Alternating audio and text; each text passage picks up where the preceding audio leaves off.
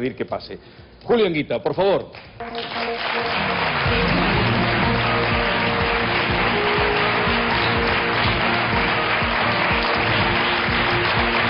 Bien.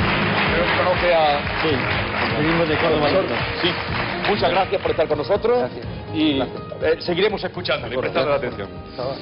Bien, Julio Anguita, ¿lo conocen? Solamente recuerdo que, quizá para los más jóvenes, hay muchos aquí además, que fue coordinador de Izquierda Unida, coordinador general de Izquierda Unida, que era un magnífico orador, que se hizo sobre todo, hizo una frase que quedó ahí lapidaria: programa, programa, programa. Decía cuando hablaban y cuando le pedían. Ahora está vinculado y activo en el Frente Cívico Somos Mayoría, en Córdoba, que se ha puesto en marcha. Buenas noches, gracias por aceptar nuestra invitación, por venir aquí. Buenas noches y gracias a ustedes. Vamos a ver en la calle qué nos dicen de nuestro invitado, de Julio Anguita, qué resaltan de él, qué conocen. Vamos a ver. De mi madre no, de Julio Anguita. De Julio Anguita creo que ahora mismo tiene un proyecto él entre manos, ¿no? Que un poco, ¿no?, para salirse de la línea política que hay en estos momentos y, bueno, que lo explicara para ver si convence o no. Que me explique un poco también lo que hizo los 14 años, los 13 años que estuvo de alcalde en Córdoba. ¿Qué es lo que opina del estado actual de las políticas o de los partidos de izquierda en el país, y más después de las últimas elecciones en Galicia y en el País Vasco? Pues ¿cómo arreglaría esta crisis? Que si él considera que Izquierda Unida está más desunida que nunca y que de Izquierda Unida no tiene nada. ¿Qué opina sobre la independencia de Cataluña? Si al final se va a solucionar o va a haber una independencia o qué es lo que va a pasar. Yo le preguntaría a Julio Anguita qué es lo que piensa de la situación política y de las subvenciones a partidos, sindicatos y patronales. Yo a Julio Anguita lo único que le preguntaría es que volviera, porque lo necesitamos la gente del pueblo. Yo le preguntaría a él, según él, ¿qué tendrían que hacer nuestros políticos? ¿Cómo solucionaría realmente esta crisis? Pero realmente, no utópicamente y como un cuento de hadas, sino realmente. A Julio Anguita, que por qué no vuelve a la política. Eso es lo que dice. Bien. Podríamos decir, no responda todavía al final de su intervención. Vamos a empezar con las preguntas y Almería, a ver, Francisca Xavier, adelante. Buenas noches, mi nombre es Paqui, tengo 18 años, vengo de Almería y estudio periodismo. Usted en su libro menciona que el problema de España ya venía del pasado. Según su criterio, ¿cuál sería el detonante de ese problema? Efectivamente, yo mantengo que el problema actual de España no es solamente el de la crisis, sino que hunde sus razones y sus raíces hace 20 y tantos años. Si tienen ustedes tiempo, vayan a una hemeroteca y pidan el periódico El País del 20 de mayo de este año. Leerán un artículo del que fue presidente de gobierno, don Felipe González, y tiene una frase que merece estar en oro. Cuando hicimos la moneda única, se nos olvidó que... Y dice 5 cosas que se les olvidó, que son justamente las que entonces se le explicaba en el Congreso. No se podía ir a una moneda única con países tan distintos en la economía, con tantas diferencias sociales y económicas, sin un presupuesto común, sin una política fiscal común. Pues bien, cuando en España se aprueba alegremente y se vende a través de los medios de comunicación el Tratado de Maastricht, no se quiso caer en lo siguiente. Hasta entonces, cuando un gobierno necesitaba dinero, se lo pedía a su Banco Central. El gobierno español al Banco de España, el gobierno francés al Banco de Francia y el gobierno italiano al Banco de Italia. Los préstamos estaban entre el 0,5%, el 1% y a veces el 1,5%. El Tratado de Maastricht prohibió terminantemente que los gobiernos le pidieran dinero prestado a sus bancos. Y entonces, cuando necesitamos hacer carreteras, vayan ustedes a la banca privada. Conclusión: los gastos que ha hecho el gobierno español en el año 2011, si medimos lo que le hubiera costado los préstamos hechos por el Banco de España y por la banca privada, hay un diferencial de 28.500 millones de euros. Eso fue Maastricht. Pero Maastricht fue también otra cosa. Maastricht, y después lo ratificó el Tratado de Lisboa, prohibir los paraísos fiscales. Los prohibió que se prohibieran. Y en tercer lugar, el Tratado de Lisboa plantea que los Estados deben invertir en armamento. Dos datos. El Estado griego es el que más gasta porcentualmente en armamento de toda la Unión Europea. Y además, en España, hace poco tiempo, en el gobierno de don José Luis Rodríguez Zapatero, se hizo un gasto de casi 30.000 millones de euros en armamento, en un armamento que ahora no se puede pagar, entre otras cosas, porque el alto mando militar dice que no sirve absolutamente para nada. Ya está dicho. Lo dejamos ahí. Y tiene muchísimas preguntas pendientes, Julio. A ver, Granada, Luis, adelante. Julio, buenas noches. Buenas noches. Soy Luis, como ha dicho Jesús, soy empresario de Iberlandia y le quería preguntar una pregunta muy directa. Usted ha comentado que España es un país para chorizos, políticamente hablando. Mi pregunta es si tienen nombre esos chorizos.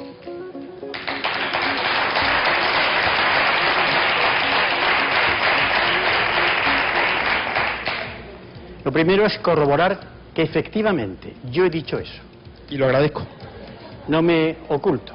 Ahora bien, por no utilizar términos gruesos, yo prefiero que hablen los datos. ¿Qué pensar de quienes han utilizado el dinero del pueblo andaluz y del pueblo español en los ERES? Yo no digo que sean los actuales acusados, que no han sido juzgados, pero alguien aquí ha trincado y se ha llevado dinero. ¿Qué calificativo le daríamos? Pero tengo aquí un dato que voy a leer, que lo daría en previsión. Esto es de un artículo del catedrático de varias universidades norteamericanas, español, Vicent Navarro, que trae unos estudios que hizo el Financial Times acerca de dónde va la gente que tiene dinero en nuestro país. Permítanme lo que se lo lee porque es muy breve. Resulta que un empleado de la banca suiza, enfadado con su patronal, dio un listado de personas que tenían dinero metido allí, dinero opaco. El primero era un tal don Emilio Botín, que tenía 2.000 millones de euros desde la época del final de la Guerra Civil. Pero a continuación daba 569, voy a poner españoles entre comillas. Les leo algunos. El padre del presidente de la Generalitat, el señor Artur Mas, José María Aznar, Dolores Cospedal, Rodrigo Rato, Narcís Serra, Eduardo Zaplana, Miguel Boyer, José Folgado, Carlos Olchaga, Josep Piqué, Rafael Arias Salgado, Pío Cabanillas, Isabel Tocino, Jordi Sevilla, Josu John Imaz, José María Michavila, Juan Miguel Villarmir, Anna Virulés, Abel Matutes. Ya está, porque vamos a seguir. Muchísimas gracias.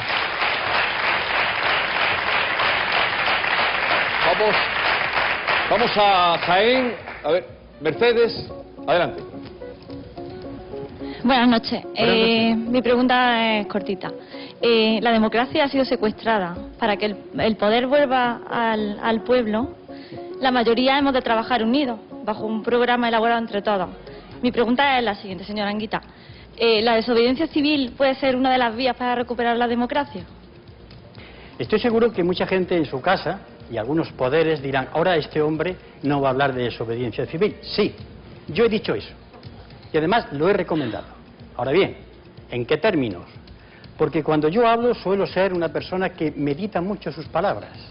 De tal manera que yo he dicho cosas muy gordas, pero no me han podido meter en la cárcel porque eran verdad. Entonces, ¿la desobediencia civil qué es? Que llega un momento en que la gente dice, no se puede cumplir la ley. Porque la ley a veces no es lo mismo que la justicia. Es más, hay leyes que no son justas. Lo que ocurre es que para hacer desobediencia civil hay que tener claro, primero, los conceptos. A mí no me gustan los rebeldes sin causa. La rebeldía con una causa, la que sea, y que intente que sea justa. Después, que la desobediencia la haga la inmensa mayoría del pueblo español. Entonces ya no es desobediencia, es la norma. Pero eso es cuando se llega a un estado de cosas en la que estamos ahora mismo, cuando vemos que se legisla de manera injusta. Como yo he dicho en algunos casos, en delito gravísimo de alta traición, que explicaré si me se pregunta. Entonces, ante estas circunstancias, al pueblo soberano no le queda nada más que ese acto. Pero para eso tiene que prepararse. No es cuestión de chillar, no es cuestión de insultar, no es cuestión de ocupar las calles, no, es cuestión reflexiva, serena. A mí me gusta mucho el agua mansa, porque esa se come la costa, se come lo que tiene que comerse. El torrente no sirve para nada. Así que mantengo eso que usted me acaba de preguntar. Muchas gracias. Vamos a Sevilla, Israel. Adelante. Buenas, soy Israel García, tengo 26 años, estudio Finanzas y Contabilidad en la Universidad de Sevilla y trabajo como modelo y azafato eventualmente. Y me dirijo a usted para decirle, usted ha afirmado que si confiásemos en los gobernantes que salen de las urnas, estamos perdidos. ¿Qué pasaría si una mayoría aplastante no votásemos o votásemos en blanco? Bien, también voy a hablar claro. Como ustedes saben, yo soy militante del Partido Comunista de España y de Izquierda Unida, y a lo mejor lo que yo digo ahora es tirar piedras contra mi tejado. Pero siempre he tenido en mi actividad política ser fiel a lo que creo, por encima de todo. En estos momentos, si alguien cree que salir de la crisis es cambiar de presidente de gobierno, mejor que lo olvide. ¿Por qué no? Si cree que votando a otra fuerza política de las minoritarias, no, sigue siendo minoritaria como Izquierda Unida, va a tardar mucho tiempo en que crezca ese arbolito. Si es votar PNV, Convergencia y Unión, son los que han votado esta política con el Partido Popular. Aquí no queda más remedio, y esto es muy duro, que acudir al pueblo soberano. Esto es muy bonito, porque el pueblo soberano está desunido, ¿eh? El pueblo soberano está encontrado unos contra otros. No tiene sentido de identidad. Hay que intentar dársela. Pero no es cuestión de decir como la gente, vamos a llevarnos bien. Eso es el buenismo. Hay que encontrar algunas medidas, que ya explicaré en su momento, que hagan que la gente se ponga de acuerdo. Porque en la pregunta creo que figura, y si no votamos, el día en que el 50 y tantos % del pueblo español vote en blanco, otro gallo va a cantar. Porque votar en blanco no es decir yo no voto o me quedo en mi casa, no, yo me levanto por la mañana, hago cola en la urna, deposito mi voto, aquí estoy yo y opino esto de todos vosotros. Está claro, ¿no? Vale, gracias. Vale. Bien. Hay un matiz porque en las últimas elecciones de la abstención prácticamente no se habla, cada vez se habla menos de la abstención. Usted hace el matiz de votar en blanco, que es bien distinto. Todo lo contrario de no votar. Vamos a Córdoba, a Pilar, adelante. Buenas noches, señora Anguita. En la contraportada del libro que usted escribió con don Rafael Martínez Simanca, dice El tiempo y la memoria, dice usted que ya es hora de refundar, regenerar y reconstruir Izquierda Unida o un proyecto similar. ¿Sigue pensando lo mismo? Primero, saludos paisanos, sin demérito a los demás compatriotas andaluces. Llevo ya muchos años planteando que las ideas políticas le pasa como a las cosas. Necesitan remozarse, necesitan podarse, necesitan que con las mismas ideas que son invariables, adaptarse al mundo nuevo, que no significa renunciar. Yo soy comunista, pero creo que mi ideario tengo que adecuarlo a la situación del momento, pero no dejo de serlo. Y creo que la izquierda está viviendo bajo las siguientes hipótesis. Para unos españoles la izquierda es los símbolos. El puño, la rosa, la O, el martillo, el puño que se levanta. Y yo siempre he tenido una cosa. Yo califico a una persona según lo que hace. Bien, levántame no el puño, a no ser que haga gimnasia, pero dime exactamente tú qué es lo que haces. Y me lo demuestras en la vida cotidiana, no en los discursos. Y la izquierda necesita reflexionar. Yo recuerdo que soy autor de una pregunta que hice en un foro político hace tiempo. ¿Cómo escribirían hoy, en el 2012, Carlos Marx y Federico Engels el manifiesto comunista? ¿Cómo lo escribirían? ¿Qué dirían ante una economía que está globalizada? ¿Qué dirían cuando ven que la clase obrera cada vez es más minoritaria porque lo que tenemos es una sociedad de servicios? ¿Qué dirían cuando vieran que la gente ha sido una seguidora desaforada del consumismo? ¿Dónde están los valores de humanización? ¿Dónde están los derechos humanos? Esta reflexión de la izquierda, de la derecha no quiero hablar, esa es la que en estos momentos no se ha asumido consecuentemente. ¿Cree usted que ahora mismo que algunas comunidades autónomas se están convirtiendo en reinos de taifa ingobernables? Bueno, yo fui un alcalde en aquella época que era una época épica. Y entonces todo el mundo nos quejábamos del centralismo de Madrid. Pero es que hay otros centralismos. El de Madrid capital, el de Sevilla capital, el de Barcelona capital. Es decir, las capitales de las comunidades autónomas, sus administraciones, han vuelto a ejercer un nuevo centralismo. Y en el año 79 decíamos que el poder de las instituciones estaba repartido en tres partes: administración central, administración autonómica y administración local. En todo esto, los pobres de siempre han sido los ayuntamientos y siguen siéndolo. Muchas gracias. Señora Anguita, una pregunta breve al hilo de lo que usted estaba haciendo de remozar cita. ¿A qué edad cree usted que deberían jubilarse los políticos? Depende. Hay algunos que no deberían estar nunca. Y otros... Claro, cuando yo hablo de política, le acabo de decir a la siguiente compareciente, yo hablo siempre de la política desde mi concepción de la política griega. Doy argumentos. Yo he sido en mi vida un profesor que en un momento determinado militó en un partido clandestino, me encontré hecho alcalde de Córdoba y aquello empezó a crecer. Pero nunca olvidé mi profesión.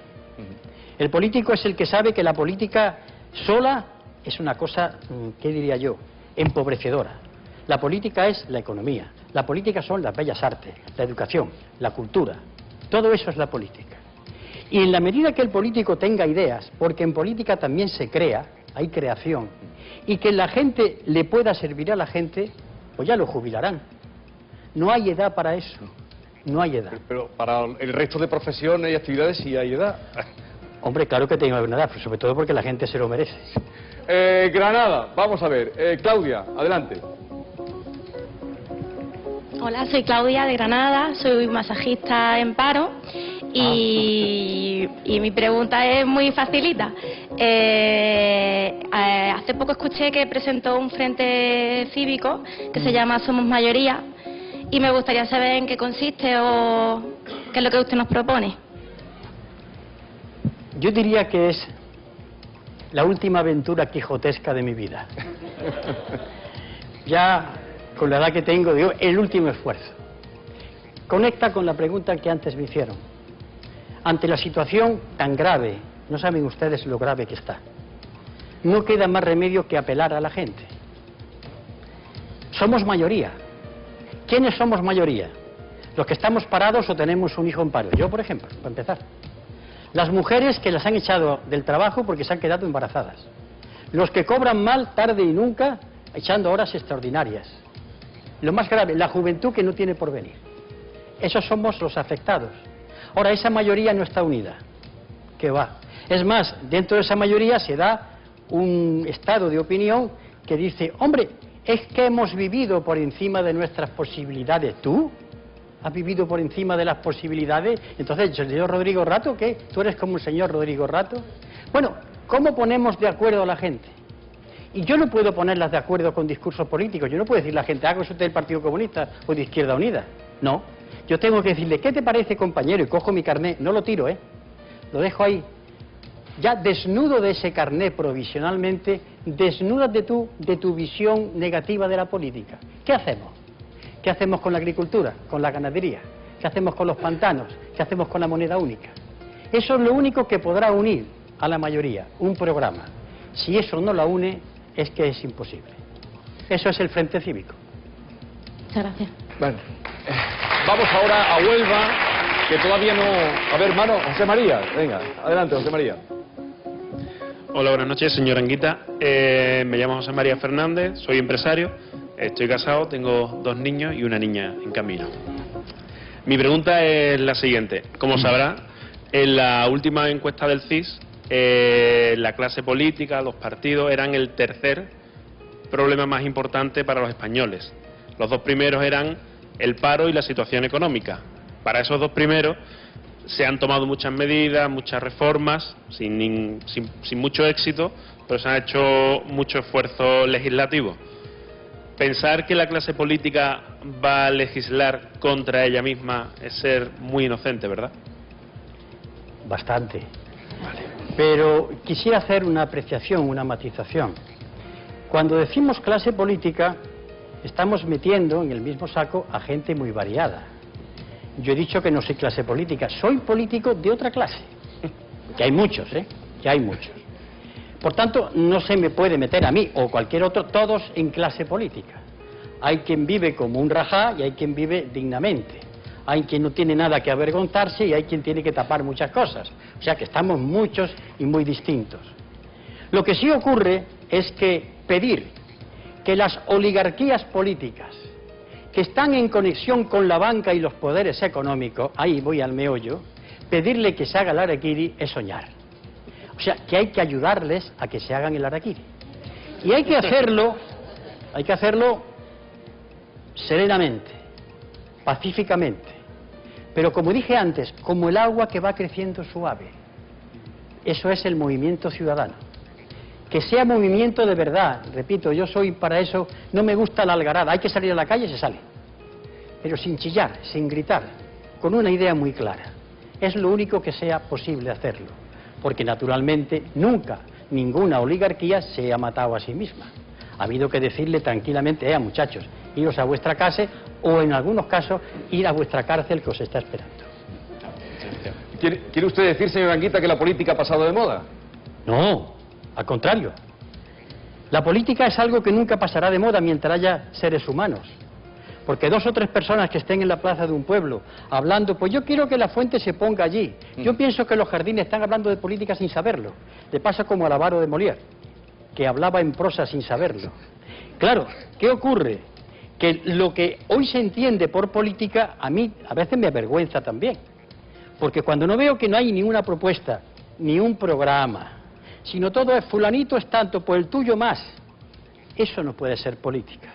Y cuando veo, y tengo que decirlo con todo el dolor de mi corazón, que no se lee, que no se reflexiona, estamos todos metidos por la prisa. Hay que responder enseguida a los medios de comunicación. Y la política es un arte agrario, un arte de agricultura. El terreno tiene que ser arado, roturado, tiene que ser sembrado, tiene que ser regado. La política son medidas en el tiempo.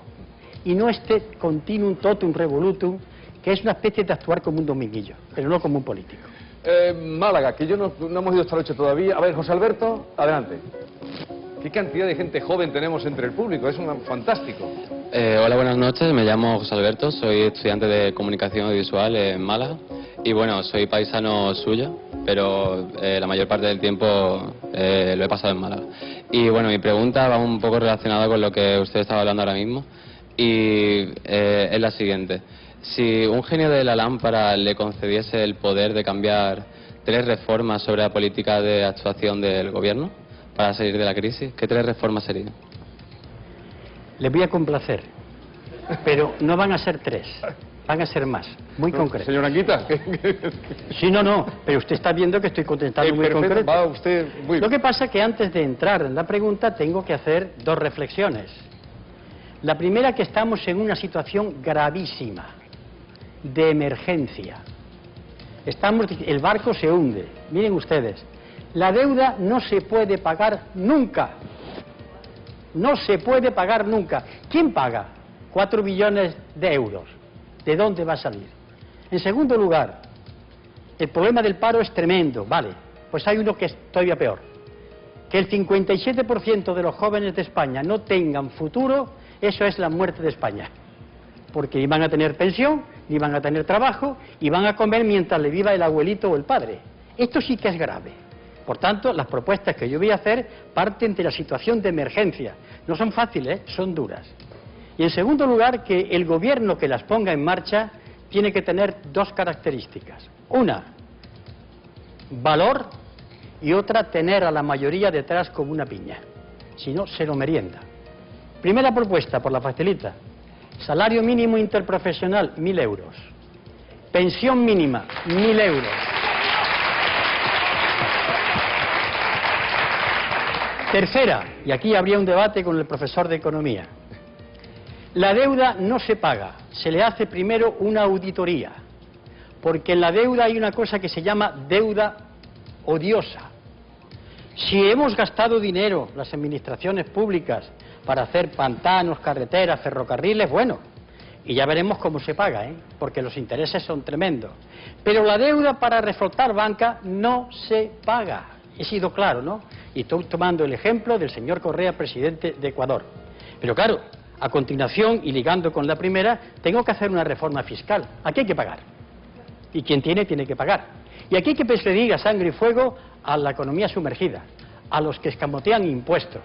Y a continuación, si que estamos diciendo que no se puede echar a la calle a alguien que no ha pagado la hipoteca, eso se llama nacionalizar la banca. Y que nadie se asuste. El gobierno actual la ha nacionalizado. Eso sí, para sanearla y después dársela a sus dueños.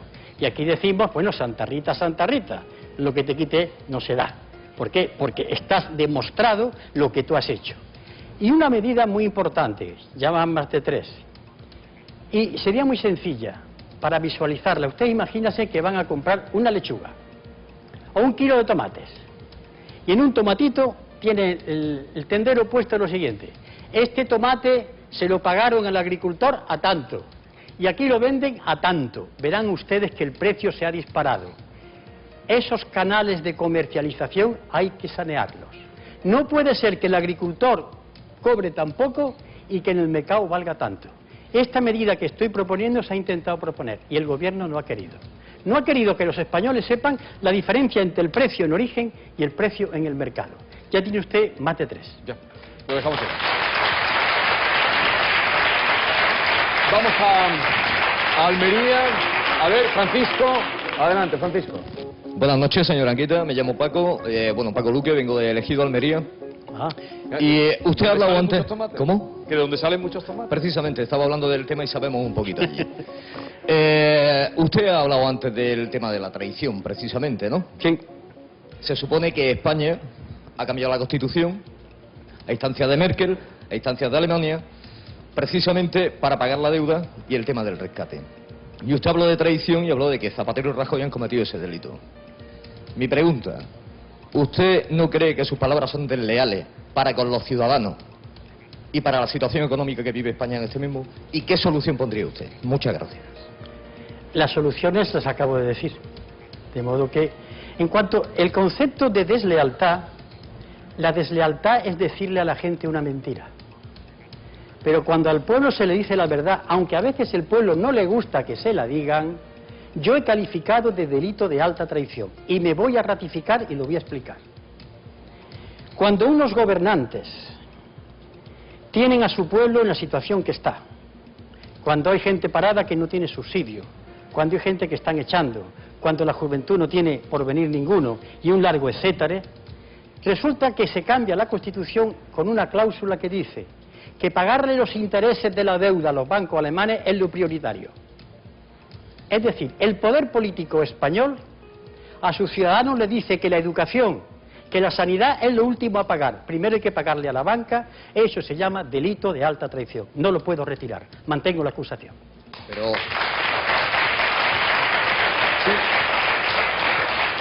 Solo un inciso. Si no se paga esa deuda, España no tendrá préstamo de Europa para salir adelante. Y son 900.000 millones de lo que estamos hablando. Usted es empresario, ¿no? No, ya quisiera yo. Soy locutor desempleado. Bueno, pues mire usted, para los empresarios del Ejido, ustedes saben que cuando se pide un préstamo, o en una casa cualquiera, ustedes no piden préstamo nada más que compran el coche, o compran una casa, o hacen una inversión. Pero ustedes se imaginan todos los días estar pidiendo todos los meses préstamos para acabar el mes. Que ya está bien de pedir préstamos. Pero ¿cómo es posible que todos los días se estén pidiendo préstamos para pagar los intereses de los intereses que han generado los intereses? ¿A qué locura estamos conduciendo? Esto que lo expliquen los economistas y lo expliquen los matemáticos. Todos los días hay una emisión de deuda, pagando un ojo de la cara, ya lo dije al principio. No es lo mismo pedirle a un banco alemán que pedírselo al Banco de España, que ya no tiene esa potestad. En consecuencia, pedir préstamos, ¿cuándo se van a pagar? ¿En qué cantidad? ¿Saben ustedes que los intereses, voy a hablar de memoria, que tenemos que pagar a final de año son 45.000 millones de euros en concepto de intereses? ¿De dónde sale? Recortando hasta que llega un momento que lo que recortamos es el estómago. Y puede ocurrir que hay un momento uno no coma, pues dice, mira, se ha muerto cuando ya se había acostumbrado a no comer. Bueno, realmente creo que la deuda es un dogal. Pero cuidado, Quien tiene más deuda en España son los bancos y las grandes empresas. El 57,6% de la deuda es de ellos. Después de las pequeñas empresas, un 20%. Y el Estado, ayuntamientos, diputaciones y administración central y comunidad autónoma, tiene el 19%. Muchas gracias. Vamos a Jaén. María José, a ti te va a tocar. Adelante. Buenas noches. Buenas noches. ¿Cree usted que con la entrada en supermercados y ocupaciones de fincas, con eso se está defendiendo los intereses de los trabajadores? Porque en algunos casos hemos visto en distintos medios de comunicación trabajadores de los mismos que estaban llorando, lo cual, no sé, parece un poquito contradictorio como mínimo. Pues también voy a hablar claro. Bien. Vamos a ver. Al principio eso puede ser escandaloso, pero a mí me produce más escándalo cuando veo a compatriotas míos pegarse por coger los restos que tiran las puertas traseras de los supermercados. Que hay programas de televisión que lo están viendo, ¿eh? Gente que se pega, y algunos de ellos han cogido y han acaparado y le han revendido a los menesterosos. Eso sí que es grave. Se referirá usted a lo que pasó aquí en Andalucía y en Extremadura. Mis compañeros, y yo les apoyé en ello, lo que hicieron fue demostrar con ese ejemplo en qué situación se estaba. Que una trabajadora resultó o insultada o agredida, eso es un accidente que yo lamento muchísimo. Pero más lamento los accidentes de la gente que se va a su casa sin comer. Por tanto, ese hecho que sirvió para que se hablara de él y para que 3 ministros dejaran sus vacaciones por unos carritos, movió un poco la conciencia que no se mueve cuando vemos, repito, en las puertas falsas traseras de los supermercados, gente peleándose por la comida que se tira. O cómo está el fin de mes para muchas familias. Yo no sé cómo está Sevilla ahora. Me gustaría que se hablase de determinadas viviendas y barrios, o en Córdoba, o en Málaga, o en Almería. ¿Cómo vive la gente? Eso sí, para mí es grave. Lo otro, pues sentir y excusarme en la medida en que yo no participé directamente de esa trabajadora. Pero yo me mantengo, me ratifico y apoyaré todas esas medidas que signifiquen darle a la conciencia de los españoles el sentido de la realidad. Entonces, ¿quiere decir que el fin justifica los medios? No, porque primeramente no robaron. Simplemente sacaron unas cosas para dárselo a la familia. Y además, siguiendo la tradición, este es un país católico, los grandes padres de la Iglesia y los tratadistas católicos dijeron que en caso de extrema necesidad no es pecado ni delito robar, porque primero hay que comer. Lo dice Gracias, gracias. Vamos a Cádiz. Nazaret, que ha levantado la mano la primera. Adelante, Nazaret. Hola, buenas noches. Buenas Me noches. llamo Nazaret Medina y yo también quiero hacerle una pregunta sobre la situación política que se vive en España. Cada vez son más las personas que no se sienten representadas por ningún partido político. ¿Es quizás porque ha desaparecido la derecha y la izquierda en este país y los partidos mayoritarios tienen los mismos intereses? Usted no sabe lo que acaba de preguntar. Hay algo, esto es un lío. Hay mucha gente que no sabe dónde está. Para empezar, militantes de partidos políticos. Porque ha habido una confusión en la que todos han ido al centro. El centro es el lugar donde se han perdido las características ideológicas, la historia de las fuerzas políticas. Hubo un momento en España, allá por los años 90 y tantos, que todos hablaban del mercado, de la competitividad, del crecimiento sostenido, todos, menos unos cuantos, que éramos tachados de lunático y de mesiánico, cosa a la que estoy acostumbrado. Pues bien, hoy se ha perdido esa diferencia. Fíjese, en el campo de la socialdemocracia, Tony Blair llegó a decir, la izquierda es el ala izquierda del centro. Alain Meek, un pensador, senador y asesor del presidente Balladur, dijo lo siguiente: la democracia no es el estado natural de la sociedad, el capitalismo sí. Y así se han ido justificando, y daría incluso una anécdota que resume todo. En un debate que tuve el 18 de octubre del año pasado, en la Fundación Canal, mi interlocutor era el consejero de Economía de la Comunidad de Madrid. Y me dice en un momento del debate, señor Anguita, desengáñese usted, la democracia llevada hasta sus últimos extremos conduce a la demagogia y al populismo. y por tanto hay que ponerle elementos que corrijan eso.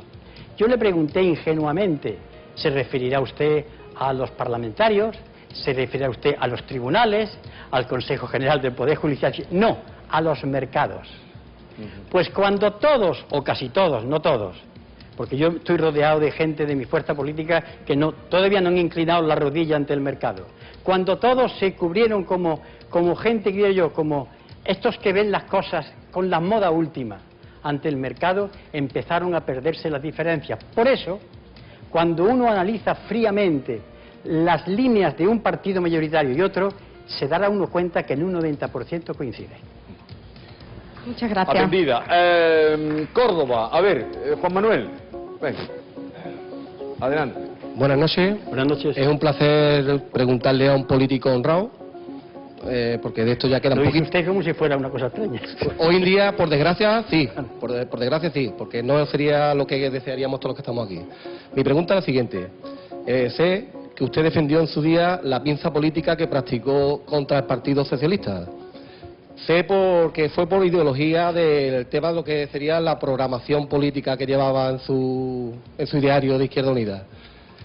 Dicho esto, ¿cree usted que los pactos no naturales entre Izquierda Unida, PP, PSOE, PP en el País Vasco, en muchos municipios que son generalmente de izquierda y se alían para quitarle la alcaldía al PSOE, por ejemplo, Izquierda Unida con el PP, ¿cree usted que esos pactos no llevan a la confusión al pueblo llano y pensamos que son todos meramente intereses partidistas? Da igual, porque también salía el PSOE con el PNV, que son de derechas, izquierdas. ¿Cree usted que eso no crea confusión en el ciudadano y al final nos queda la idea de que todos son intereses y no hay ideología? Es curioso en su pregunta un matiz. Al hablar de Izquierda Unida, usted ha hablado de la pinza. Pero cuando ha hablado de PSOE, PP y otro, no ha hablado de la pinza, cuando realmente parecía que era lo mismo. Pero, sin embargo, le han atribuido desde hace tiempo el tema de la pinza. Nunca me lo han preguntado ante una cámara de televisión, nada más que usted el primero. Pues nunca se han atrevido a preguntármelo. Sería muy largo de explicar, pero voy para allá. Primeramente, yo no estoy en contra de que la gente pacte, porque ustedes pactan. Todos los días pactan con su mujer, y con sus hijos, y con el vecino, y con el trabajo. La vida es pacto, porque es la convivencia. O usted se encierra en su piso, no transijo.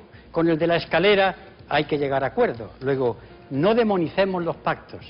El problema no son los pactos, el problema es lo que se pacta. Esto sí que es grave. Cuando yo me pongo de acuerdo con otro para hacer algo que no es correcto, no que yo pacte. En política hay que pactar. Si yo no tengo la mayoría y tengo que buscarme el apoyo, pues busco negociar. El problema es si lo que yo negocio para estar en el poder es renunciar a mi alma política. Ahí está el grave delito. Y efectivamente, se han dado pactos contra natura en todos el arco político. Pero curiosamente, la pinza nos las colocaron a nosotros.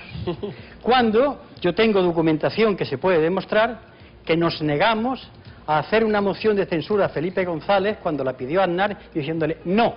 Y eso lo tengo yo documentado. Cuando se le ha ofrecido a Felipe González por 2 veces vamos a negociar un programa y lo tengo documentado, pero nos han puesto el tema de la pinza. ¿Por qué a nosotros el tema de la pinza y a los demás no se habla de la pinza? Pues se dice muy claro de dónde viene el tema de la pinza y a qué intereses sirve. Bien, muchas gracias. Vamos a seguir con Julio Anguita después de una pausa y también va a estar con nosotros Gabriela Bravo inmediatamente después. No se vayan, sigan con nosotros porque con Julio Anguita vamos a seguir y Gabriela Bravo, fiscal y portavoz del Consejo General del Poder Judicial, también estará con nosotros. ¿Se puede beber agua? Bueno, ¿se la pido? Vamos a tomarla. Ah, que salimos. Sí. Ahora vuelvo, ¿no?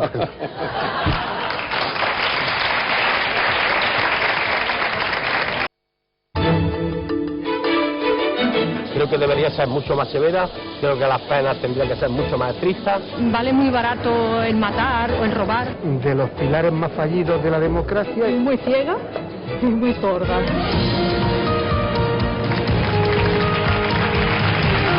Seguimos en Pido la Palabra. Son las 12 menos 19 minutos, estamos en directo y quiero en este momento agradecer a toda la gente que nos sigue, muy agradecidos, pero especialmente al público joven que se está animando con nuestro programa, así como a todos los que vienen, que con toda la que estaba cayendo hoy han venido de Almería, vienen cada día de Almería, de Granada, para preguntarle a usted en este caso. ¿De verdad que no le habían hecho preguntas como las que le han hecho hoy aquí? Tan directas no. Por ejemplo, aquí se me han preguntado es lo de la pinza.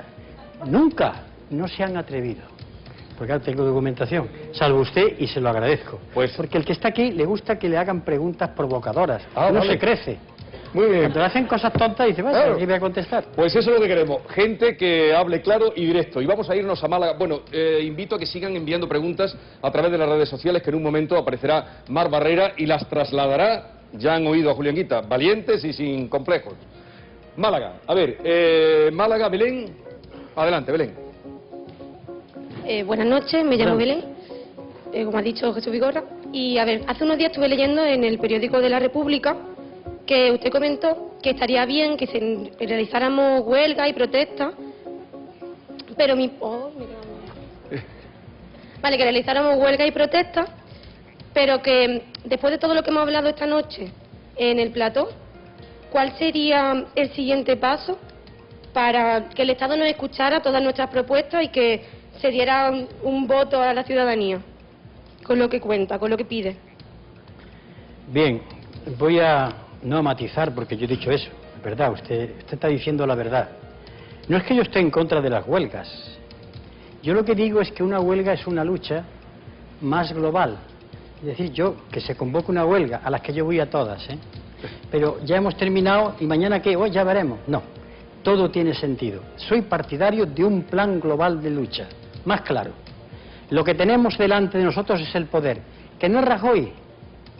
El poder es la banca, el poder es Botín, González, los poderes económicos.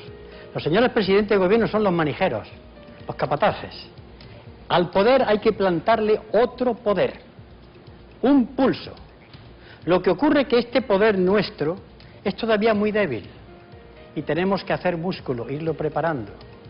Y las huelgas, para mí, toda acción que debe ser reposada, se tiene que marcar en un plan de batalla. Voy a hablar en términos militares, ustedes me van a permitir. Cuando un militar planifica una acción, sabe que tiene aquí una batalla, allí tiene otra, pero él ha planteado un plan global. ¿A dónde quiero ir si la gano? ¿A dónde voy si la pierdo? Lo que no puedo es tener aquí una batalla y cuando la he terminado, ¿y ahora qué hago? Eso es lo que yo dije. Que teniendo en cuenta lo que hay enfrente, hay que hacer un plan de batalla ciudadano. ¿Y cuál sería ese plan de batalla? El que yo estamos intentando montar en el Frente Cívico. Aproveche, señor Anguita, No. aproveche. No, yo no... Es que yo entiendo que la gente tenemos que reflexionar y tenemos que conocer a los demás y saber lo que piden, pero ¿cómo hacemos que el Estado escuche nuestras propuestas? Si no es con huelga. El día que la mayoría vote en blanco, el día que se llenen las calles de gente pacífica, sin insultar a nadie, ni al presidente de gobierno, con propuestas, no con chillido ni insulto, nunca. Y cuando estemos cargados de razón, entonces, mientras sea una huelguecita por allá, una manifestación para acá, y yo lo entiendo a los que lo hacen, porque están hartos, pero eso no es nada, repito, la idea es que aquí hay un poder, y frente al poder hay que hacer otro contrapoder. Y esa es la tarea que hay que hacer, y es muy lenta, Y yo entiendo la desesperación de la gente, pero yo no sé decirle a usted otra cosa, de verdad, y como no sé decírsela, pues le digo la misma que llevo diciendo toda la noche. Belén, Te lo agradezco. Belén, perdona, ¿qué edad tienes tú? Si no te Yo importa. 18 años. 18 años. ¿Tú habías visto alguna vez una entrevista con Julián Guita? ¿Lo habías visto en acción? Sí, bueno, he visto entrevistas con la de Salvado. Digo porque, sí, pero muy reciente, digo porque cuando él estaba con poder, el califa, le llamaban el califa de Córdoba. Sigamos, era un poco por ver que vieran ustedes con 18 años y con Julián Guita, al que reconocemos todos los que tenemos ya una edad. Vamos a Sevilla. Miriam, adelante, Miriam. Hola, buenas noches, señora Anguita. Buenas noches. Me llamo Miriam, soy profesora. Actualmente me encuentro en la bolsa de trabajo. Ya. Entonces mi pregunta para usted era la siguiente. Usted como docente, ya actualmente jubilado, ¿qué opina usted acerca de las medidas educativas que está aplicando el señor Wert? Con toda mi audacia y mi sinceridad, no quiero reproducir lo que pienso. Hay una primera parte en la literatura del proyecto que llama la atención porque utiliza expresiones razonables, ponderadas, pero todo lo que viene a continuación va caminando hacia un sitio: el predominio de la enseñanza privada sobre la enseñanza pública. Y no es una cuestión de derechas o izquierdas, nos equivocaríamos. Es una cuestión de enseñanza de calidad o no de calidad. Y no es que yo crea que los profesores de la privada no tengan calidad, sino que se rigen por los criterios de ganancia, el centro en cuestión. Así que el profesor o el ministro Wert sigue esa línea política que es la que está imperando en Europa. En ese sentido es un buen ministro para los intereses a los que sirve. Estoy totalmente de acuerdo con usted. Muchísimas gracias. Bueno, yo no sé, señor Ulenguita, si cuando termine el programa se va a llevar usted a todos como Hamelin, a todos los que están aquí, porque los veo con esas caras, los veo con esa mirada que no sé qué pasará. En todo caso me los llevaría a tomar una copa, pero no para hablar de política. Bueno, no diga usted muy alto, a ver qué pasa. Vamos a Cádiz. A ver, Cádiz. Javier, venga, adelante. Buenas noches. Buenas noches. Fijándome en una entrevista que le dio usted hace poco, usted, y cito con palabras textuales, dice que la Constitución española es el documento más ultrajado, pero ¿cómo decía? Ultrajado, pisoteado y menos cumplido. Y mancillado, hallado yo. Y mancillado. Sí. Yo me pregunto, viendo los hechos que han pasado últimamente, ¿realmente sirve para algo? ¿O queda muy bonito el vendernos que estamos amparados bajo la Constitución española? Bueno, eso de que estamos amparados, nos dicen, es un decir. Es lo mismo que si uno compra un paraguas con agujeros. Dice, me resguardo de la lluvia, dice. Vamos a ver. Primeramente, ¿por qué yo dije eso y lo sigo manteniendo? ¿Ustedes qué opinan de un país donde la Constitución, en el artículo 67, creo que es, dice que el rey tiene que jurar la Constitución y su majestad Juan Carlos I todavía no lo ha hecho? ¿Ustedes qué opinan de un país donde el artículo 31 de la Constitución dice que los impuestos deben ser progresivos, dicho en cristiano, que deben pagar más los que más tienen? En España es totalmente al revés. ¿Ustedes qué opinan de un país cuya Constitución dice el artículo 35 que hay derecho al trabajo? ¿O del 47 derecho a una vivienda digna? ¿Sigo? No. ¿Qué opinaríamos? Pues bien, lo que ocurre, el drama, no es solamente lo que estoy diciendo, es algo peor. Si hoy cogieran ustedes la Constitución española, tan ultrajada, tan mancillada, nadie le hace caso, los poderes menos, y le dicen ustedes al presidente de gobierno, este o a otro, cumple esto, harían como Drácula cuando ve una ristra de ajo. ¿Qué ocurre? Cuando un poder es incapaz de cumplir la legislación que dice que hay que cumplir, ese poder ya está fuera de órbita. Por eso yo he dicho que la Constitución es un trapo, no lo cumplen nadie. Y ellos menos que nadie. Pues, y a pesar de eso digo que la Constitución tiene artículos, en concreto el título séptimo, que habla de economía, desde los artículos 128 a 131 creo, le voy a decir uno. Toda la propiedad del país, sea cual fuere su titularidad, está subordinada al interés general. ¿Qué quiere decir? Que los que tienen dinero y demás, el dinero está al servicio de la mayoría. Sí. Qué risa, ¿verdad? Escuchar esto ahí. Claro. Pues lo dice la Constitución. Pero claro, no se cumple. Y así hay una ristra de artículos que en estos momentos están siendo marginados, están siendo olvidados. Por ejemplo, sindicalistas y alguno, ¿qué es eso de los convenios colectivos? Que tienen fuerza de ley, carácter vinculante, si ya nadie hace caso de los convenios colectivos. Eso está en la Constitución, sí. No me lo he inventado yo. O sea que al final no sirve para nada, queda muy bonito el título, pero realmente servir... Es que si yo hablase de la Constitución que quiero, pues diría la Constitución de la Tercera República, pero estamos hablando de esta, que es de la monarquía constitucional, no hay otra. Ojalá otro día haya otra. Muchas gracias. Vamos a Málaga. Málaga, Alejandro, adelante. Pero levanta la mano sin miedo, que... Buenas noches, señora Anguita. Buenas noches. Yo quería hacerle una pregunta un poco menos amable que la del resto de mis compañeros. Quería preguntarle si es posible que a día de hoy se sigan llamando señores de la izquierda quienes gobiernan en Cuba, en China, en Rusia o quienes se posicionan al lado de de Chávez en Venezuela? Primeramente, por método científico vamos a empezar a separar. No mezclemos churras con merinas. Pensar que son de izquierdas los de China es ya pensar mucho. Tienen el nombre de Partido Comunista, pero no tienen nada de comunistas. Es un capitalismo de Estado. O sea, que la política china es del capitalismo, no del Partido Comunista, aunque sea el partido que está gobernando.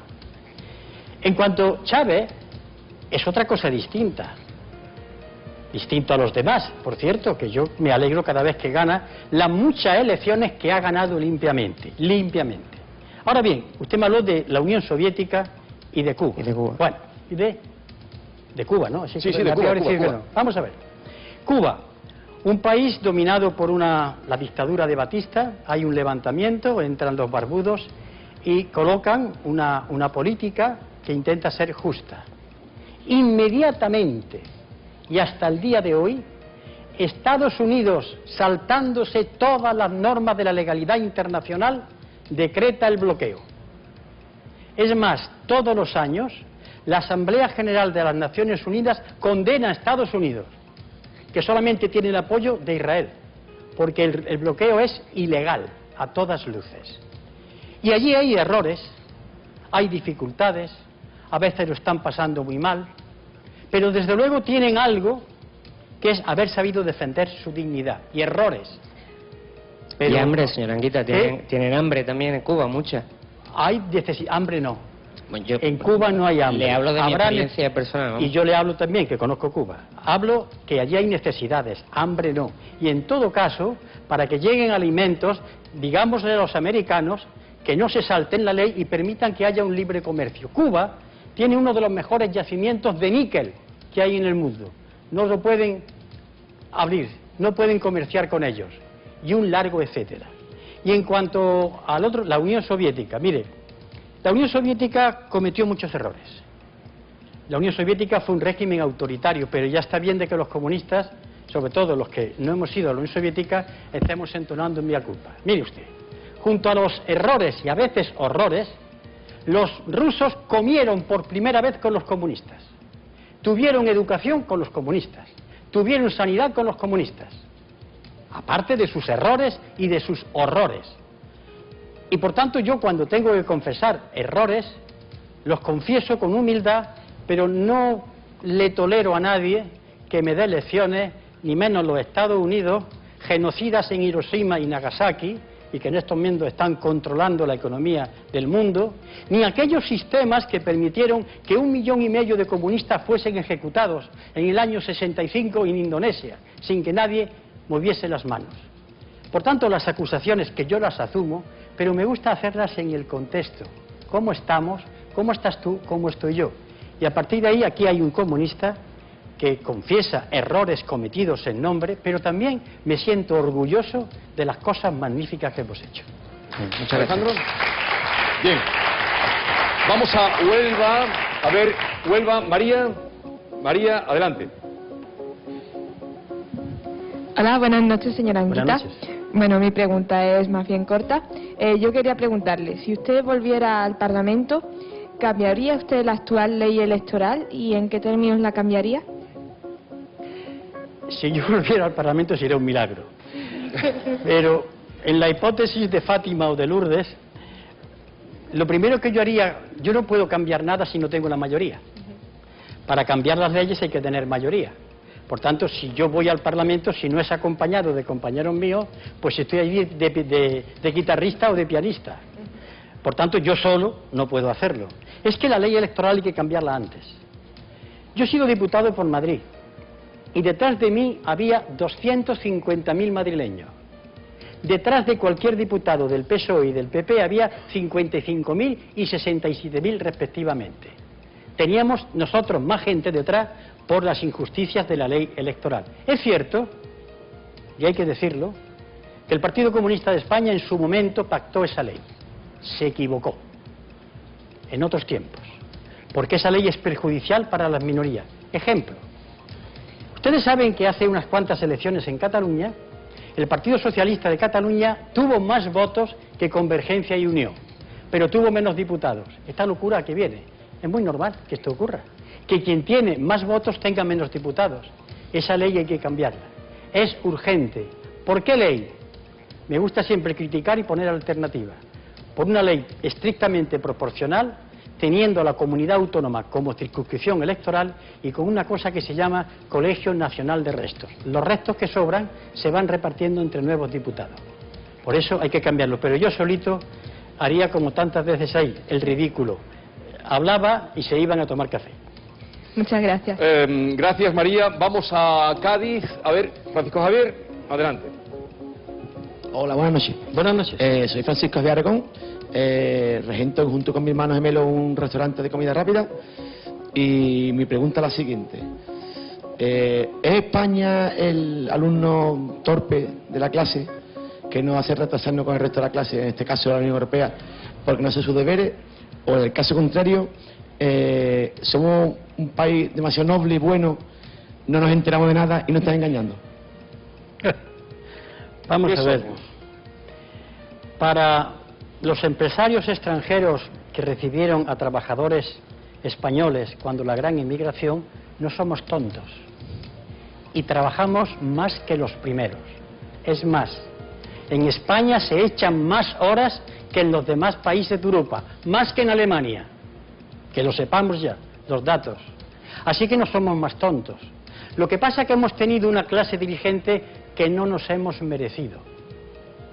Unos intereses económicos que han pactado contra los intereses generales, y también tenemos culpa, porque cuando hemos visto escándalos de ciertos políticos, los hemos vuelto a votar. Esto así. Por tanto, nosotros, complejo de inferioridad en cuanto a trabajadores, nada, en absoluto. Es más, los hombres que han estudiado, los jóvenes, en las universidades españolas, están saliendo a trabajar por ahí y se los rifan por la calidad de su funcionamiento y de su rigor intelectual y profesional. Ahora bien, la segunda parte de su pregunta era que ¿qué íbamos a hacer? No, si éramos el alumno, digamos, torpe de la clase, o nos están dando coba, o estamos aquí que no nos enteramos de nada. No, ya que estamos nos están dando chicuelina, gaonera, manoletina, derechazo, izquierdazo, pases de pecho, y nosotros embestimos tontamente. Bien, llega este momento de ver y dar un aplauso a Mar Barrera, que nos trae las preguntas que llegan por internet. Hola, Mar. Muy buenas noches. Bueno, saludarle. Bueno, durante el debate, la verdad es que los seguidores de Pido la Palabra en Twitter y en el foro pues están hablando mucho sobre el Frente Cívico que está usted impulsando y se preguntan qué nivel de confianza deposita en él para mejorar la situación política en España.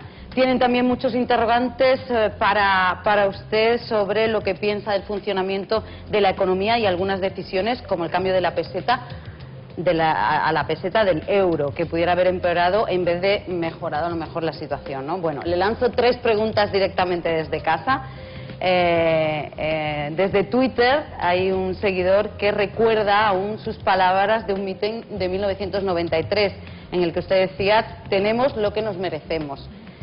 ¿Sigue pensando lo mismo? Yo la modificaría. Tenemos lo que os merecéis. Determinada gente. ¿Por qué digo lo que os merecéis? Porque cuando un conjunto de españoles, ustedes perdonarán, pero yo hablo claro, no soy un hombre así timorato, porque cuando aquí hubo españoles, muchos, que estaban diciendo hace 20 años el desastre que venía, fuimos escarnecidos, vilipendiados, humillados, insultados, por todas partes. Por tanto, ahora estamos en los momentos que estamos. Este es un país al cual la Unión Europea le dio un sentido. Tú vas a ser el ladrillo, el turismo y salarios bajos. Y la industria que teníamos la vendimos y la malbaratamos. Por tanto, dije aquello, pero cambiándole en este momento. Y es hora que el pueblo español espabile, que se dé cuenta dónde está. Estamos en auténtico precipicio. Pero esto con los datos económicos en la mano. Ha habido meses en que no se ha podido pagar la seguridad social y se ha visto con angustia. Esto es un país que puede estar en un momento de la bancarrota. Otra pregunta. Una segunda pregunta. Con el paro que hay en España, se pregunta un usuario por qué hay tanta mano de obra extranjera en los campos andaluces. Bueno, miren, siempre me tendrán enfrente los que usan la patria contra gente que viene a trabajar de otro sitio. No acepto ese discurso. Español, contra muchas comillas. Porque no veo que se metan con los españoles, Julio Iglesias, los futbolistas de La Roja, que cogen y ponen su dinero donde no pagan impuestos. Quiero que se dirijan a esos españoles.